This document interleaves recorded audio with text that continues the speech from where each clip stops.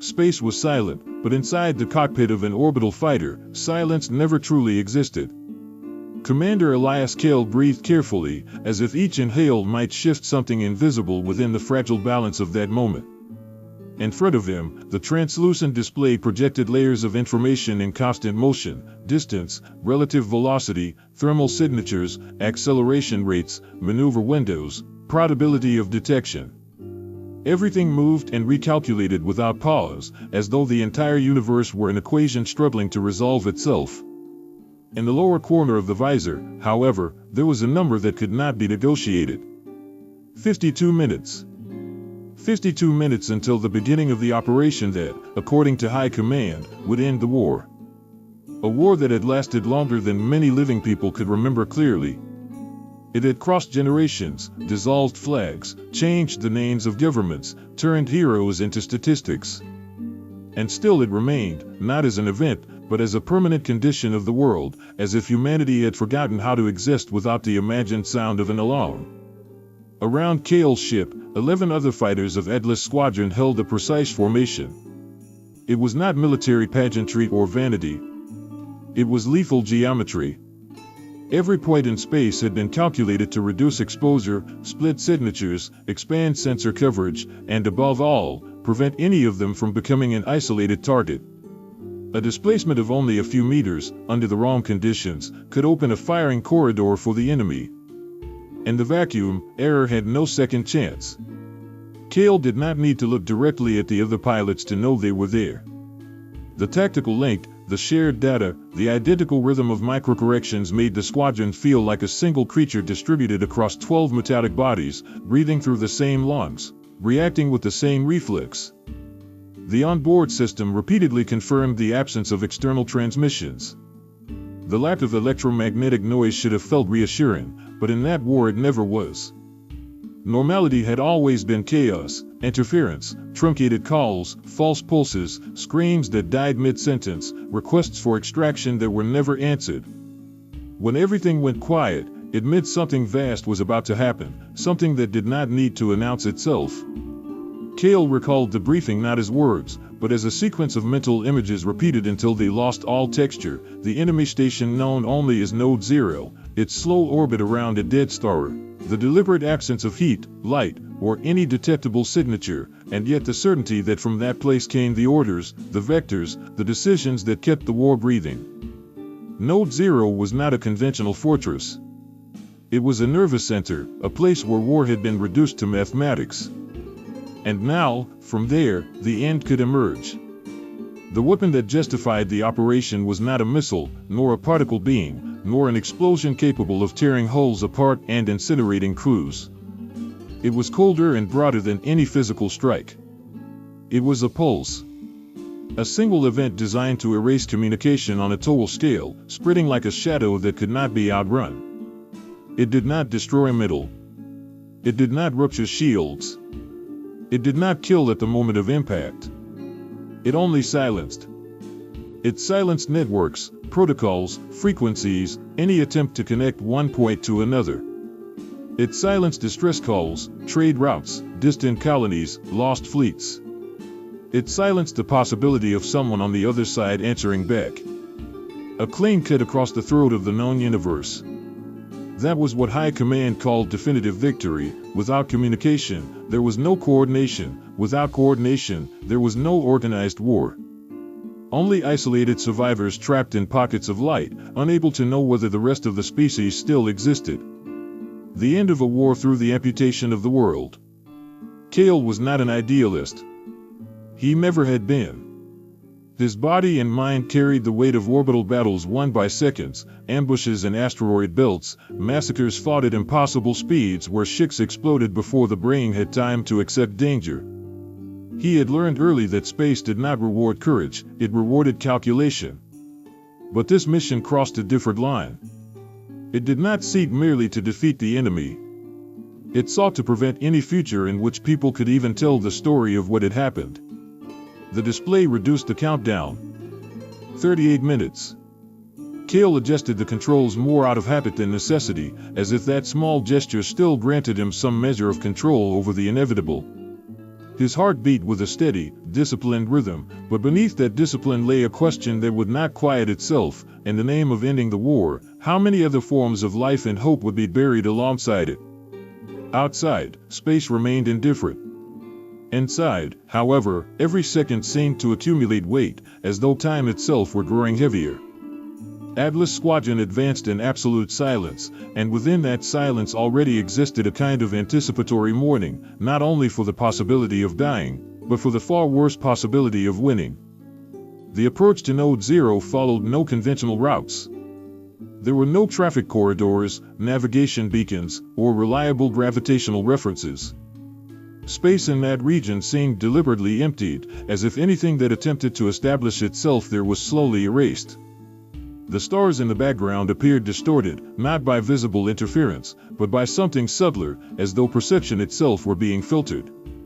The sensors aboard Kale's fighter began to register minimal variations, almost insignificant. Fluctuations that, taken in isolation, could be attributed to background noise. But the pattern was far too consistent to be ignored.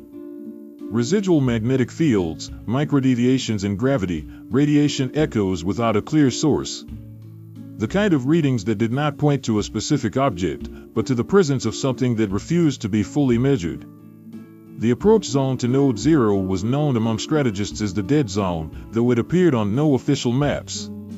Not because it was forbidden, but because the data collected there was never sufficient to support firm conclusions. Reconnaissance vessels had passed through the region before, returning intact, yet carrying incomplete records, gaps of seconds or entire minutes in their memory systems. Nothing that could be proven as an attack. Nothing that could be classified as a common technical failure. Kale felt the difference even without relying entirely on instruments. There was something wrong with the way time seemed to flow inside the cockpit. Not faster or slower, but irregular, as if certain moments stretched beyond their normal length while others vanished without leaving a trace. The human body was not built to perceive deep space in that way, and the brain struggled to compensate, producing a diffuse sense of unease and anxiety without a clear cause. Atlas Squadron maintained formation without visible adjustment. Each fighter executed constant microcorrections, automatically coordinated to preserve collective balance. Even so, the space between them seemed larger than before, not in actual distance, but in perception. As though the void itself were seeping between the ships, diluting the sense of proximity. As they advanced, Node Zero began to emerge in indirect optical sensors, not as a clear structure, but as an absence. A region where light behaved anomalously, bending around something that neither reflected, absorbed, nor emitted. Its position could only be inferred through the distortion of the starfield behind it, as if the universe itself were averting its gaze. The station did not visibly rotate. It did not pulse. It showed no detectable thermal activity. And yet, its presence dominated the surrounding space with silent authority. Kale had the unsettling impression that Node Zero did not need to hide. It simply did not need to announce itself. Mission protocols marked that sector as the last point of safe return. Beyond it, any attempt to withdraw would require a complex maneuver, too slow to escape if they were detected. The decision to proceed had been made long before Kale took command of the squadron, but now it became tangible, heavy, irreversible. The internal countdown advanced with relentless precision. 26 minutes. The pulse weapon was not yet active, but its auxiliary systems began to awaken. Energy flows were redistributed, capacitors entered pre-charged states, synchronization algorithms began running in the background. None of it produced sound, yet Kale felt as though the ship were preparing for something that transcended combat. It was not an attack posture. It was a posture of closure. Memories of previous missions surfaced without warning, not as nostalgia, but as disconnected fragments, debris rotating slowly in the dark, plasma trails dissolving into nothingness, sensors capturing echoes of explosions that had already occurred seconds earlier. That war had always been fought at the edge of human comprehension, but here, that edge seemed to have been crossed. Something shifted suddenly in the squadron's shared data. Not a direct alert, not a confirmed hostile contact, but a minimal divergence between readings that should have been identical. The ships began to register node 0 at slightly different positions, as if each system were observing its own version of reality. The discrepancy was too small to justify immediate reaction, yet too large to ignore. Kale understood, with uncomfortable clarity, that the enemy did not need to fire in order to attack. The very act of approach was already a battlefield, a territory where sensors lied, where certainties fractured, and where the notion of control began to dissolve. Space, there, was not merely a setting. It was a weapon. And Atlas Squadron was advancing straight toward its core. The first sign of contact did not arrive as a conventional alert. There was no audible warning, no clear marker on the primary sensors. It was a statistical alteration, a subtle deviation in the collision probability calculated by the navigation system. A number that, in isolation, meant nothing, but which, when combined with all the others, indicated the presence of something that should not have been there. The space ahead of Atlas Squadron began to behave erratically. Predicted trajectories no longer aligned with observed reality. Minor course adjustments produced disproportionate effects, as though invisible forces were being applied with surgical precision. It was not turbulence, nor common electromagnetic interference.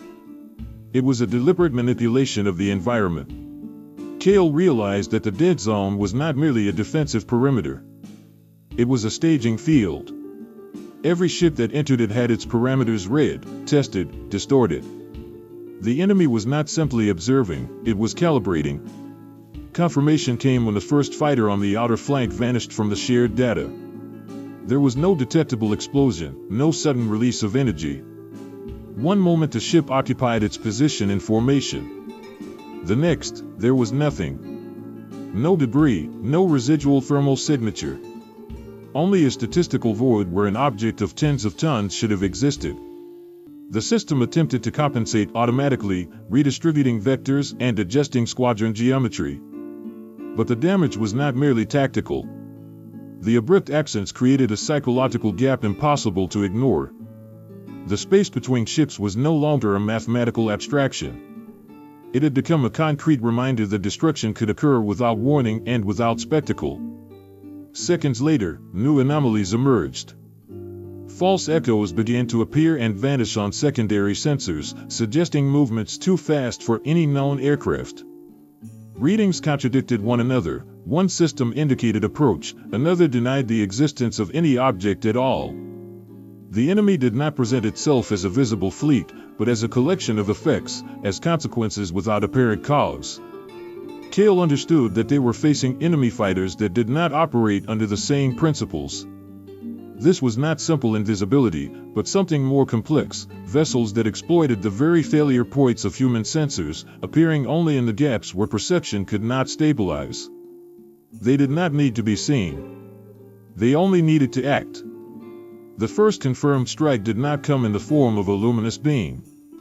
It was a localized collapse in the energy field of a second fighter, followed by a rapid, silent implosion. The hull did not rupture outward. It was compressed inward, as if the surrounding space had decided to close in on it. In less than a second, another ship ceased to exist. Atlas Squadron transitioned into coordinated evasive maneuvers, abandoning rigid formation in favor of calculated dispersion patterns. Each fighter began operating with greater autonomy, still linked to the tactical mesh, but now reacting to an environment that shifted too quickly for traditional strategies. The war ceased to be a confrontation between comparable forces and became a struggle to interpret ambiguous signals before they turned lethal. As maneuvers intensified, visual fragments began to surface at the edge of perception, brief distortions, shadows belonging to no object, regions where light seemed to lag a fraction of a second before reaching sensors. They were not complete images, but they were enough to confirm that something was moving there, something that chose when and how to be detected. Kale felt the pressure rising inside the cockpit, not physical, but cognitive. The volume of data grew exponentially, demanding decisions on ever shorter timescales. There was no clear pattern to exploit. Each enemy attack appeared unique, as if being adjusted in real time to probe human responses. Even so, the squadron began to adapt.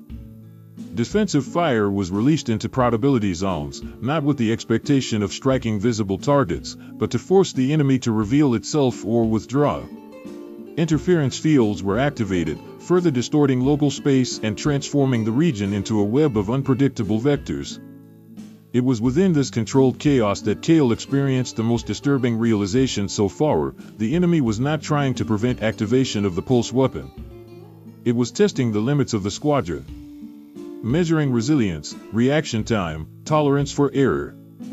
Each lost ship seemed to feed a larger model, a growing understanding of how humanity fought. The battle unfolding was not decisive. It was preparatory. And somewhere beyond human perception, something was learning very quickly. The region surrounding Node 0 had transformed into something that could no longer be described as open space. The distortions accumulated by interference fields, evasive maneuvers, and the enemy's invisible actions created an unstable geometry in which straight lines ceased to function as reliable references. Vectors curved, calculations lost validity within seconds, and the very notion of distance seemed to drift. Atlas Squadron no longer operated as a cohesive unit, but as a collection of survivors synchronized by necessity. The tactical mesh still linked the remaining ships, yet the data flowing through it was fragmented, contradictory, and often delayed. Information arrived too late to prevent impact, too early to be ignored, creating a gray zone in which every decision carried absolute risk. New losses occurred without clear warning. One fighter had its propulsion systems instantly nullified, not by visible damage, but by a sudden inversion of local forces that crushed its engines inward against the hull itself. Another was torn apart by something that left no identifiable energy signature, only a rapid sequence of structural failures cascading through the craft, as if the material itself had chosen not to resist. Kale realized that the enemy was not striking random positions. A pattern was emerging, not spatial, but behavioral. Ships that reacted in more predictable ways were eliminated more quickly. Standardized adjustments, classical defensive maneuvers, trained responses, these were being anticipated with unsettling precision. Those that survived longer were the fighters whose movements introduced noise, unpredictability, small variations that escaped expected models. The war had ceased to be a contest of firepower and had become a conflict of adaptation. Every second was a negotiation between human logic and an adversarial system that learned too quickly. The enemy did not need to win immediately. It merely had to reduce the space of possibilities until no safe choice remained. Meanwhile, the systems linked to the pulse weapon advanced toward the final phase of preparation. Capacitors reached critical levels, demanding minimal environmental stability for safe activation. Any perturbation beyond a narrow threshold could result in catastrophic failure, not only for the carrier vessel, but for the entire squadron nearby. The weapon meant to end the war was, paradoxically, becoming more fragile with every moment of combat. Kale felt the pressure of invisible command emanating from the strategic rear, not as direct orders, but as the constant presence of the clock. The remaining time diminished, and with it, the available options. Withdrawal meant abandoning the mission and accepting that the enemy would continue operating from Node 0. Advancing meant crossing a field that had already proven it respected no known rules. Readings from Node 0 began to change more sharply. The station ceased to appear merely as a distorted absence and began to display internal variations, as though hidden layers were being activated. Overlapping fields emerged and vanished, creating impossible volumes, regions where multiple readings coexisted without canceling one another. This was not passive defense. It was an active response to human presence. Kale understood with growing clarity that the enemy was not merely protecting Node 0. It was using the approach itself as a filter. Every ship destroyed, every pattern identified, every reaction recorded refined the defensive system. When, and if, the pulse weapon was activated, it would not face an unprepared enemy, but an adversary that had already learned everything it needed from the attempt. The concept of a final battle began to warp.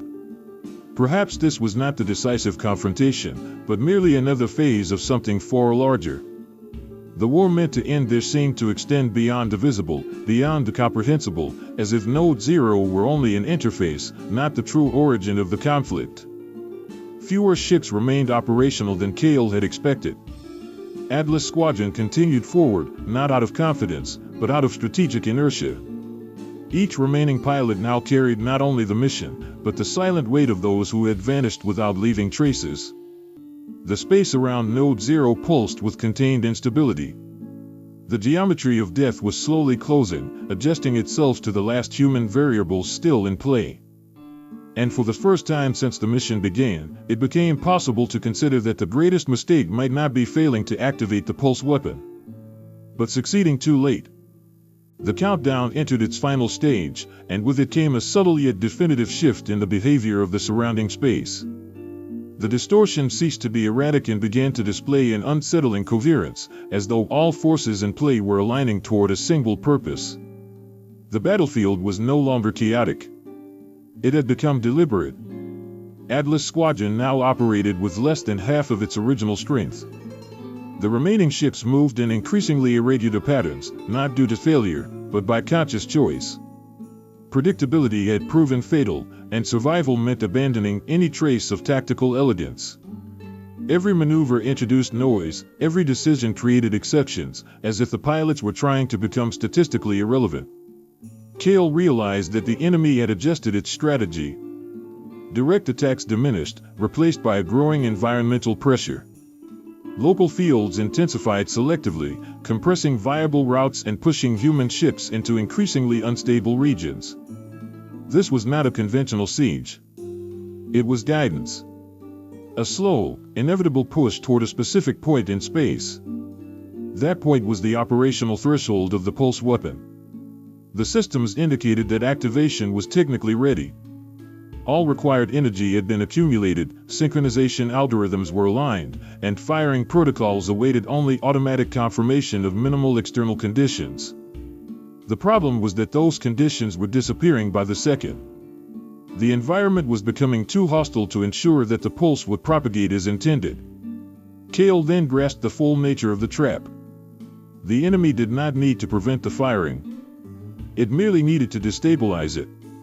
A pulse activated within a distorted field would not simply erase communications. It would fragment, ricochet through unpredictable layers of space, creating zones of absolute silence interspersed with regions of informational collapse. Instead of a clean cut, there would be an irregular mutilation of the connected universe. Simulations began to reflect this scenario. Projections showed cascading failures, permanently isolated systems, artificial intelligences trapped in loops without external input, entire colonies plunged into blackouts without ever understanding the cause. Silence ceased to be a strategic solution and revealed itself as a distributed catastrophe. Meanwhile, Node 0 responded, not with visible fire, but through a profound reorganization of its internal fields. Structures previously hidden became partially detectable, not as defined shapes, but as volumes of intent, regions where space itself seemed to obey different roles. The enemy was not merely reacting to the threat of the pulse. It was preparing to survive it. Kale perceived that, regardless of the immediate outcome, Node 0 would not be silenced in the same way as the rest of the universe. Its systems did not depend on the same layers of communication. It existed within its own regime, decoupled, as if it had been designed in anticipation of the collapse now approaching. The notion of victory began to invert. Activating the weapon meant fulfilling the formal mission, but also accepting that the ensuing chaos would be uncontrollable. Not activating it meant withdrawing under severe losses and allowing the enemy to continue learning, evolving, refining its methods. The clock advanced without regard for dilemmas. Only minutes remained. The remaining ships of Atlas Squadron stayed operational through continuous adaptation alone. Every second demanded fine adjustments, intuitive corrections, decisions made before they could be fully conscious. There was no longer room for grand strategy. Only immediate survival and the inevitable approach of the point of no return. The silence the weapon promised to impose upon the universe was already beginning to manifest on the battlefield itself, not as an absence of sound, but as an absence of meaning. Data no longer formed a coherent picture. Cause and effect blurred. The feature ceased to be a line that could be projected and became a set of equally grim possibilities. Cale understood, with bitter clarity, that this mission was not about ending the war. It was about deciding what kind of ending the universe would face. The remaining time ceased to be just a number. It became a constant, almost physical pressure, seeping into every calculation and every trajectory adjustment. The countdown no longer represented the beginning of a future action, but the approach of an inevitable event, something that had already begun before it was officially activated. The environment around Node 0 reached a level of instability that human models could no longer represent with precision. Spatial distortions stopped behaving as local exceptions and began to overlap, creating regions where multiple operational realities coexisted. Along certain vectors, space seemed excessively dense, resisting any attempt at movement. Along others, it became merely non-existent, allowing accelerations that bordered on the impossible. The remaining ships of Atlas Squadron navigated this scenario like particles trapped in a turbulent fluid, reacting more through trained intuition than conscious calculation. The tactical mesh still functioned, but now served more as a historical record than a coordination tool. Data arrived delayed, positions became obsolete in moments, and predictions lost validity before they could be completed. Cale realized that the moment of decision had already passed in practical terms. There was no longer a path that allowed the mission to be aborted without catastrophic consequences. The energy accumulated within the pulse weapon systems had to be released in some form. Holding that charge any longer risked an internal failure that could destroy the entire squadron. Partial activation became the only remaining option, not as an ideal strategy, but as damage control. A controlled, limited discharge that might reduce the scope of the collapse, even if it could not eliminate its deeper effects. Even so, the environment no longer guaranteed any predictability. The pulse would not obey its original parameters. The instant the systems crossed the automatic threshold, something changed irreversibly. There was no visible explosion, no abrupt release of energy detectable by human senses. What occurred instead was a sudden absence. A local erasure of reference, as though space had momentarily lost the ability to transmit information. Sensors began registering impossible gaps. Data that simply did not arrive, not because it was blocked, but because it ceased to exist along the path. Correction protocols failed, attempting to compensate for an absence that did not behave like an error. It was as though the universe had developed blind spots. The initial propagation of the pulse did not follow a uniform front. It spread in irregular filaments, advancing and retreating, skirting regions of high instability and accumulating in others. Entire zones of space near Node 0 fell into total silence, while adjacent areas remained temporarily functional, creating a chaotic mosaic of connection and isolation. The consequences manifested almost immediately. Automated systems entered indeterminate states, unable to confirm external commands.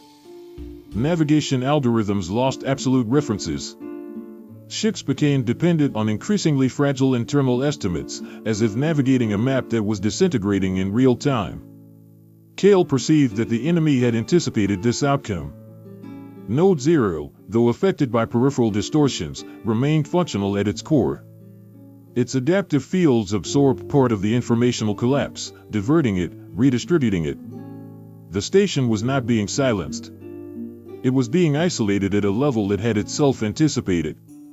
The notion of total neutralization collapsed completely. The pulse did not end the war. It merely transformed it.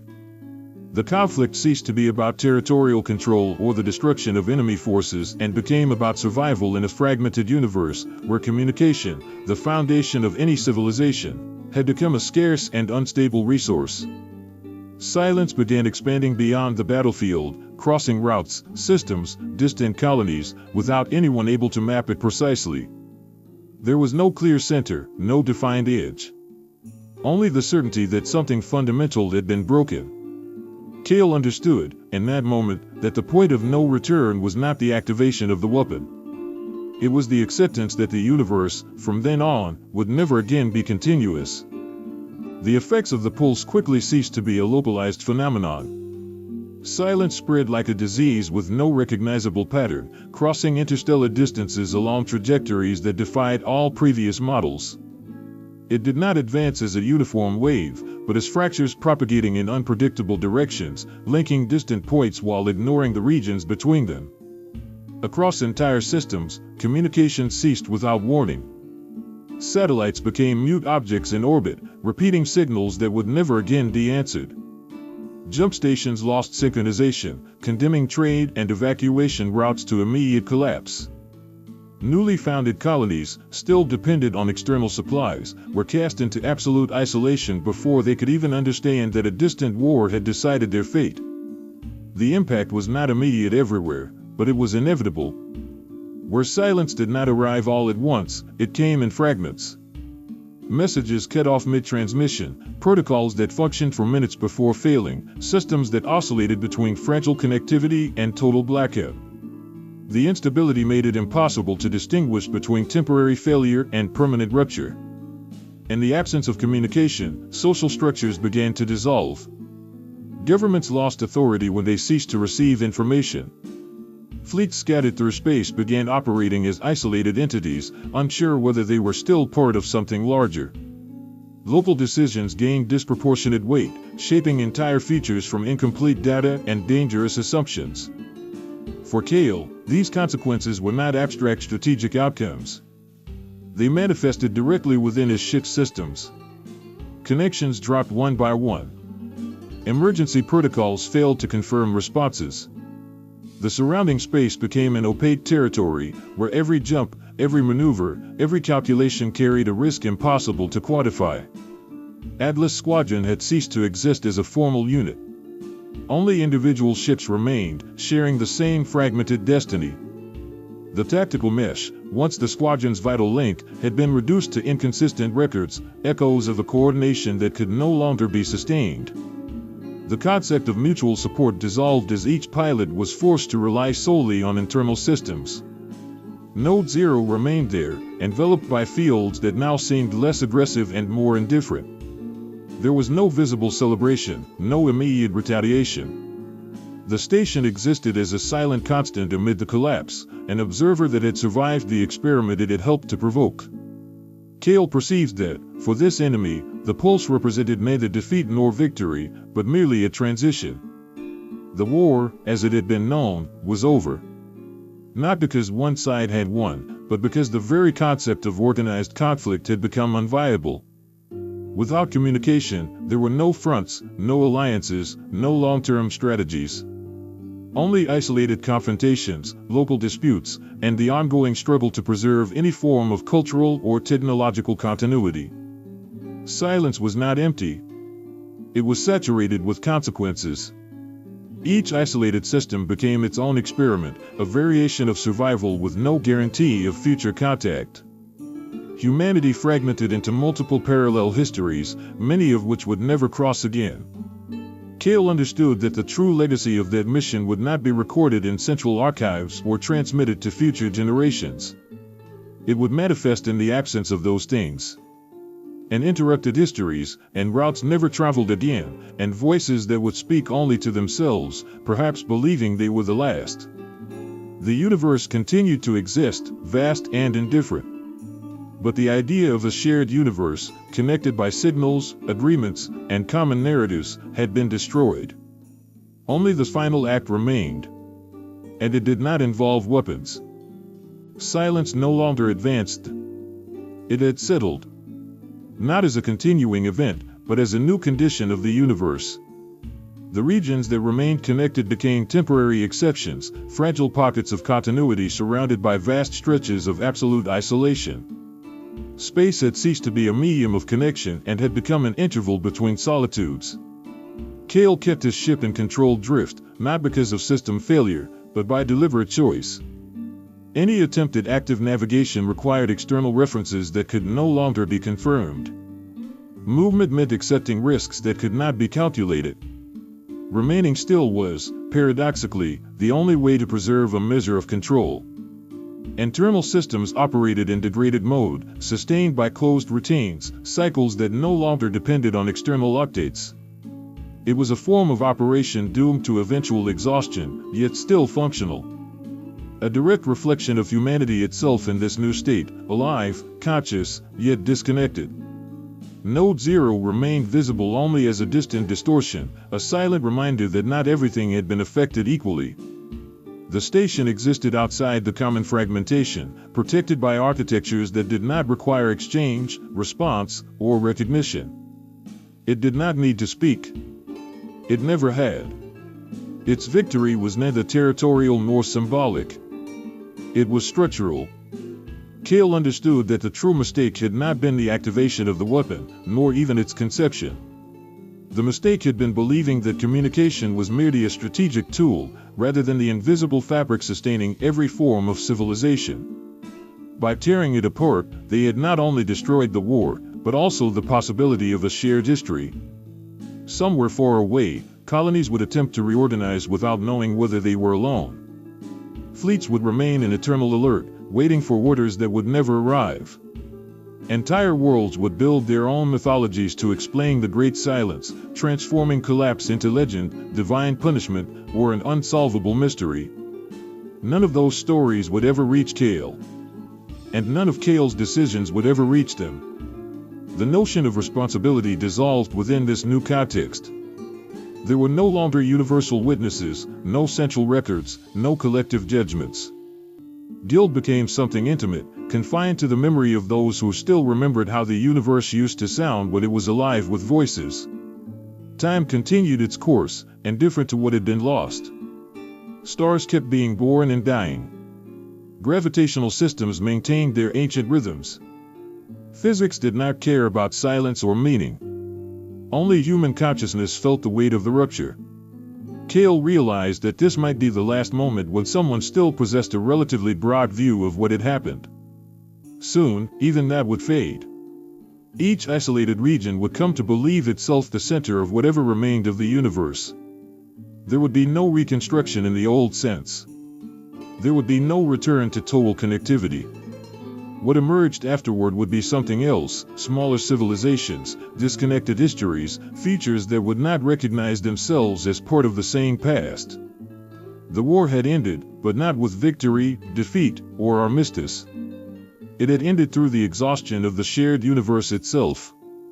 Kale reduced his systems to the bare minimum and allowed the ship to follow its silent trajectory. There were no more missions. Only individual continuity, fragile and finite. Silence was not the end of everything.